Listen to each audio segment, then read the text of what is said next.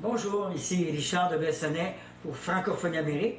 Aujourd'hui, on rencontre Luc Latreille, artiste peintre. Bonjour, merci d'accepter de nous rencontrer chez vous. Première question, la nature. Oui. De loin, le personnage le plus important, le plus marquant dans votre travail.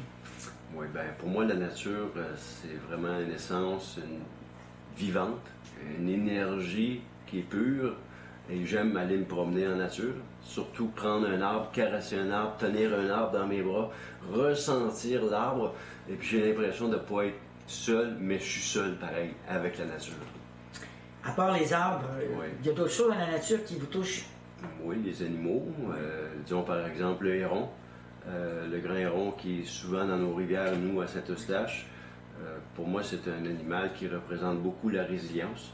Donc c'est symbolique, ça me représente beaucoup au niveau symbolique. On dit que c'est la sagesse, le héron, ça me revient. Là, chez les Japonais, c'est des symboles de sagesse. Peut-être que c'est la sagesse. Ce qui me fait penser que vous avez fait un héron qu'on retrouve à la bibliothèque de Saint-Eustache. Qu'est-ce que c'est que cette histoire? Ben, disons, j'ai participé avec la ville de Saint-Eustache à une activité sur des portes que la ville nous fournissait. Et puis on devait reproduire en peinture ou autre, une image qui symbolisait beaucoup la ville. Et puis moi, j'ai décidé de prendre le héron. Avec ce héron-là, je l'ai fait avec des bois. Oui, c'est pas vraiment de peinture à l'huile. Non, c'est ça, c'est autre chose. C'est sûr qu'il y a un background en peinture, mais disons, la structure pour le héron était faite en base de bois et écorce, qui a été vandalisée. Et dans le fond, j'ai reproduit jusqu'à 4 fois cette porte-là pour finir aujourd'hui qu'elle est en exposition. En fait, c'est un relief. Oui, dans le fond, c'est toutes des roches qui ont été comme collées pour représenter le héron. Vous avez une espèce de sculpture. Oui.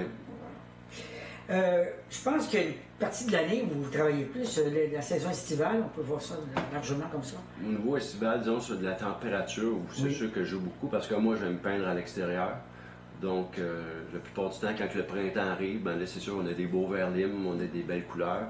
Donc, c'est sûr que le printemps, pour moi, ça me parle beaucoup. Mais je peux peindre autant l'hiver, à des températures de moins 30. Quand même! Oui, ça, c'est pas chaud pour les doigts. Vous avez des peintures qui ont été réalisées à moins de 30. C'est très froid. C'est pas chaud pour les doigts. Avec des gants, j'imagine? Oui, des gants, mais la peinture est un petit peu plus élastique. D'accord. Mais ça fait une belle job. En parlant de peinture, justement, est-ce que vous utilisez plutôt l'huile, plutôt que l'acrylique? J'utilise beaucoup l'huile. Vous me dire pour quelle raison? L'huile, je trouve qu'on peut plus travailler avec la transparence. Et puis en même temps, vu que c'est un processus qui est plus long au niveau du séchage, donc il faut prendre le temps pour s'assurer que quand on va retoucher la toile, que tout est sèche pour avoir une belle superposition. Donc j'en conclus que vous êtes quelqu'un de patient. Un petit peu, oui. Précisément, les sujets qui vous poussent à prendre, qui vous mettent dans un état d'esprit quelconque, ça serait quoi? Qu'est-ce qui vous met dans le plaisir de dire, tiens, aujourd'hui, je vais peindre, je vais aller dans la nature? Qu'est-ce qui vous motive? C'est plus au niveau de ce que je peux vivre intérieurement, parce qu'on peut peindre tout ce qu'on veut. Quand on peint, on peut peindre tout ce qu'on veut. Mais peindre, c'est un état d'esprit. Et puis, tout dépendant de ce que je vais vivre, exemple, je vis beaucoup d'intensité, ben, je veux m'en aller sur le bord de l'eau, peindre une rivière agitée, pour être capable de récompenser mon énergie. En parlant de ça, ça me fait penser, en parlant d'état d'esprit qui est donné dans le lieu où vous vivez, vous partagez votre vie avec une artiste. Oui. Est-ce que ça ajoute ça à la créativité dans votre vie? Bien, ça ajoute à nouveau la créativité. C'est que tout est créatif dans la maison. Tout est...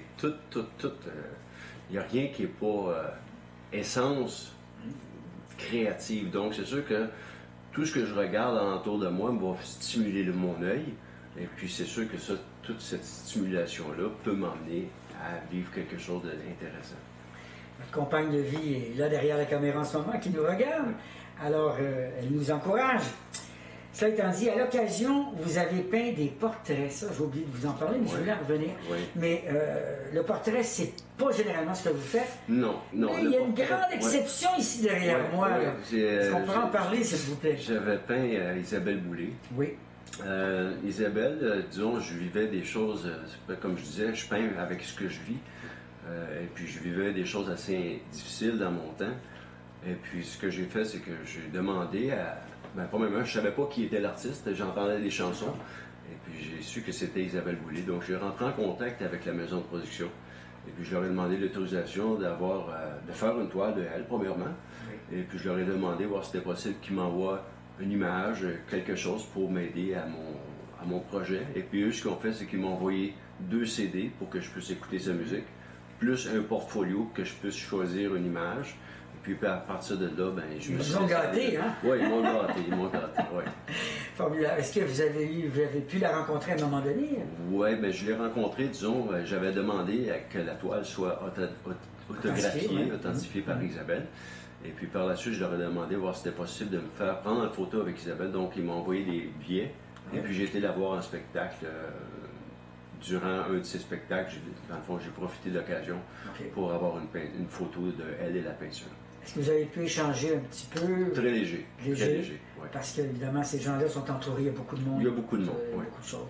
Mais en tout cas, voilà, on voit ici cette œuvre qu'elle a. On voit sa signature. Oui, oui. Elle a marqué dessus « Que mes chansons embellissent votre vie, Isabelle Boulay ». Wow! C'est bien ça. Formidable. Le fait, donc, d'être dans une ambiance d'art, d'artiste, vous n'avez pas, si je comprends bien, suivi des cours. Non. Vous êtes un autodidacte. Oui.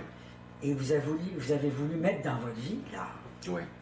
Oui. Comment avez-vous réussi ça? C'est quand même formidable. Ben, l'essence même de l'art, c'est une émotion. Donc, quand tu es en contact un peu avec tes émotions et puis que tu es capable d'avoir un médium pour être capable de vivre cette émotion-là, ben, ça te donne la chance de passer à autre chose.